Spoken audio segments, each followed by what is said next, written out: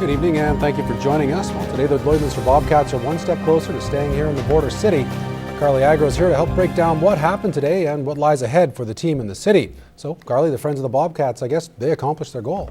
They did. This was a very significant accomplishment, and you know that's sort of the feeling today. It's a big sense of relief, and it's a big well done, a pat on the back for everybody. The bottom line is it really is one more step in the right direction.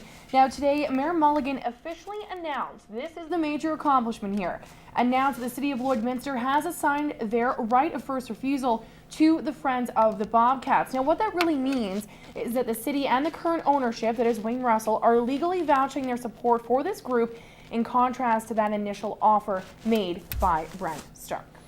Okay, so all 100 of the ownership shares then have been accounted for. Yes, they certainly have. Now we've got, did all the season seats get sold or? No, we can give everybody an update on that now as well. As we stand right now, well over 600 season seats. When I spoke to Rob Hefner today, he was thinking that we are about at the 625 mark. Now this is still crucial though for the operating budget, so by no means is this a discouraging factor. We still, I guess I should be saying that this ownership initiative really needs to still be focused on obtaining those season seats, because that is what is going to account for the operating budget of the team. Now what this now comes down to really is a sales pitch to the league. So the goals have pretty much been accomplished.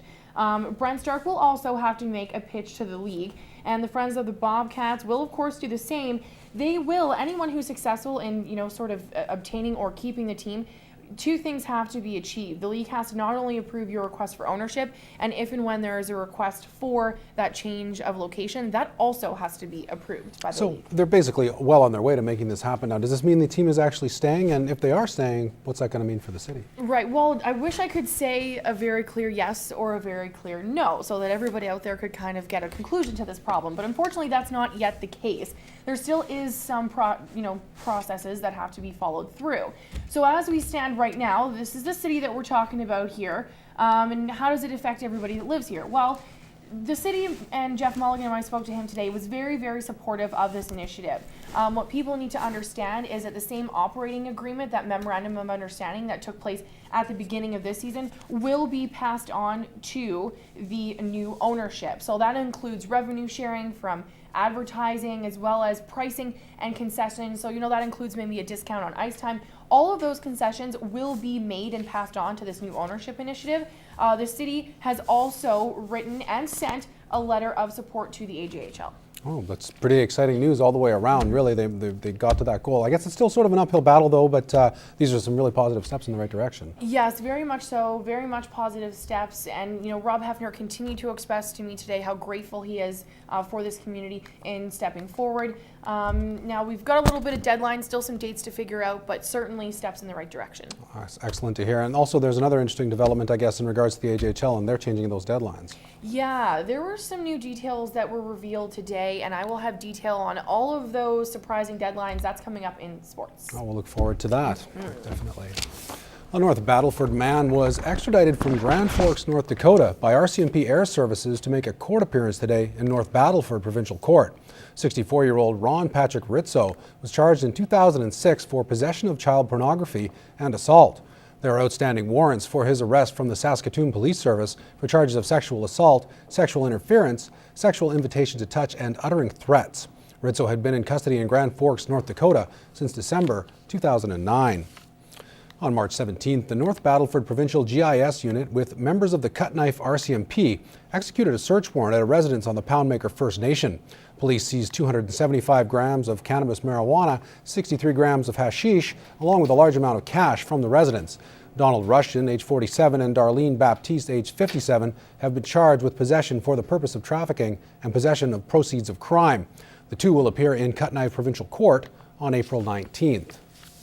Well, Canada has moved swiftly to help enforce a no-fly zone over Libya.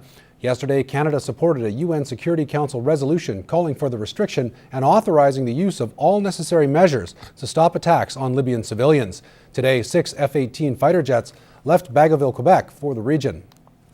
The mood on the base in Bagotville was upbeat but busy. Crews were working to the last minute to prepare the jets for an international mission to protect Libya. Before they left, their boss offered words of encouragement. I have full confidence in you and you will make a difference and do us proud.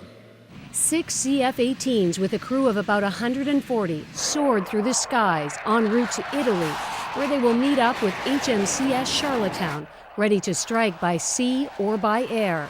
Today, the Prime Minister said Canada is obligated to enforce the no-fly zone.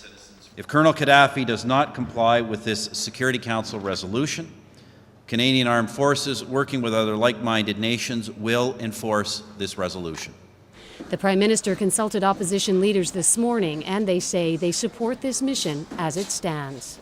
Any combat operations in Canada must have parliamentary approval, and so we will be looking to the government to provide parliamentary authorization as soon as possible. Canada joined a similar mission in 1999 when fighter jets were deployed to the conflict in Kosovo as part of a NATO-led operation. Harper says now Canada has a moral obligation to protect the people of Libya. One either believes in freedom or one just says one believes in freedom. The Libyan people have shown by their sacrifice that they believe in it. Assisting them is a moral obligation upon those of us who profess this great ideal. The Prime Minister will leave tonight for Paris for an emergency summit where he will meet with other world leaders to discuss the situation in Libya. Lori Graham, CBC News, Ottawa.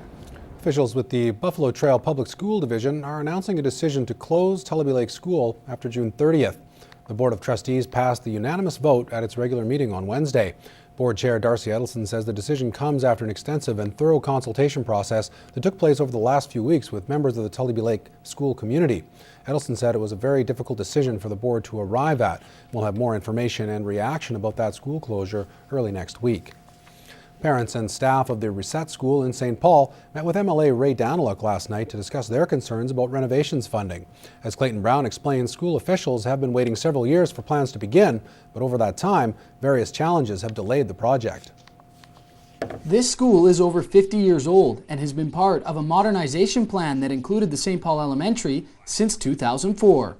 The heating, the electrical, the water, all those things need to be addressed. Those take up the majority of the $10 million that was required. But then there's things like classroom upgrades. There's no science lab here. But planned renovations for the school were put on hold when a water main break at the elementary school inflated the cost of work needing to be done there. We used some of the funding that was allocated for this school, put it to the elementary so we could modernize it to the full extent. But as time has progressed, the school's renovations have become lower in provincial priority.